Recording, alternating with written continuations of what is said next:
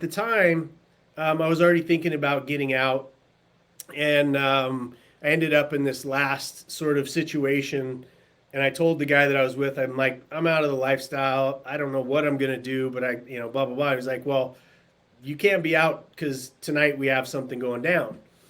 And so that went down. I was out in the parking lot and saw a glimmer, and I pushed him out of the way. And as I did, the knife, I got a knife stabbed into my chest, and I've got a big scar across my chest, and almost died. But it was an interesting moment because when the knife went in my chest, that thought, like there was a Bible verse that popped into my head, and it was the sins of the father, right? Sins of the father born unto the children. And I thought, no more. It's not happening. It's I'm going to change the trajectory. If I die from here, that's fine. But ultimately, I'm going to change the trajectory of my life. And I think a lot of people that watch your show and that are looking for answers, it really is. If you start with, I'm on one trajectory, whether that's porn or cheating or alcohol or drugs or food or whatever it happens to be that we're leaning on more than we're leaning on the Lord, just change the trajectory. You don't have to change your entire life because most of the time we don't know what the hell to do on the other side of stopping drinking, right? What's that next step? True. But God, God orders our steps, and I got a job and I started working, and eventually had to figure out that I needed to learn a trade because I didn't graduate high school, and learned a trade. Ended up teaching me a lot of skills, laying carpet and whatnot. I bought my first business, and da da da da da da da. Now here we are today. Golly, there's so much richness to it. And I am still, Jason, hearing myself echo, and somebody on the other line is saying that I'm echoing. Am I echoing to you? Am I echoing to you?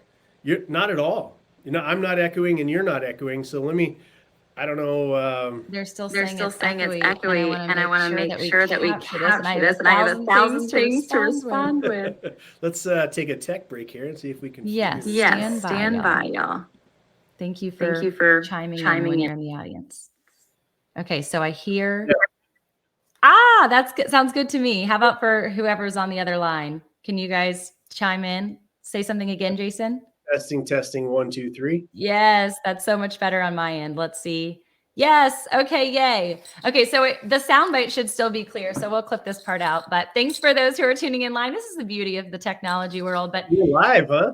Yeah, we're live, brother. Thank goodness, because otherwise this would have been good. Yeah. But yeah, so Jason, I'm processing the hardship, the heartache, the heartbreak. I'm processing the angels that are around us, even in those places of despair. Like in the valley, the Lord will show up, and sometimes it's through people. And I think a lot of people are on their knees in the hoping and the wishing. Perhaps they're even feeling like that now, and it wasn't when they were 12, or it wasn't when they had kids. I know for me, a part of my massive shift in God actually getting my attention finally and surrendering, like we talked about out the gate, was when I had 2 tiny babies, a 1 and a 2-year-old.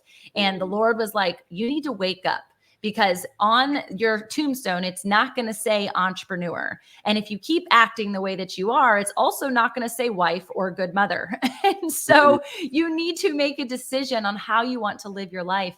And so the fact that you went through, you call it this hard knocks experience of getting your PhD on the streets and having like real rough situations transpire to the point where you are stabbed, and having that life or death situation, you chose life, even against the will of the people who are surrounding you.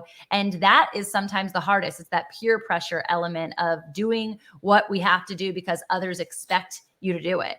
And I know as a leadership guru now, as a trainer, as someone who helps Fortune 500s come to life, a lot of which are connected to sales, it feels really strange to say, how does this life experience catapult you and drive you into entrepreneurial fruit, like literally the incredible businesses in which you've been able to develop?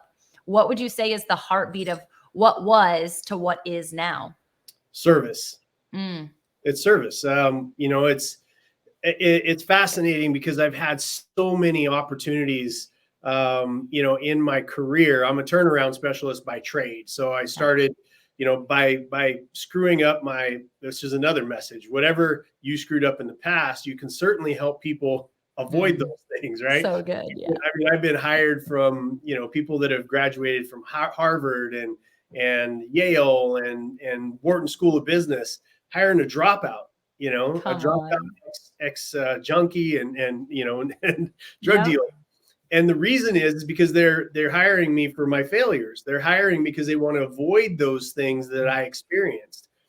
And it's interesting because now I've been exposed. Then I bought my own companies and built them and sold those back in 2019. And, a whole bunch of really, really amazing things has happened, but it didn't start happening until I understood that joy exists in sacrifice and service of others.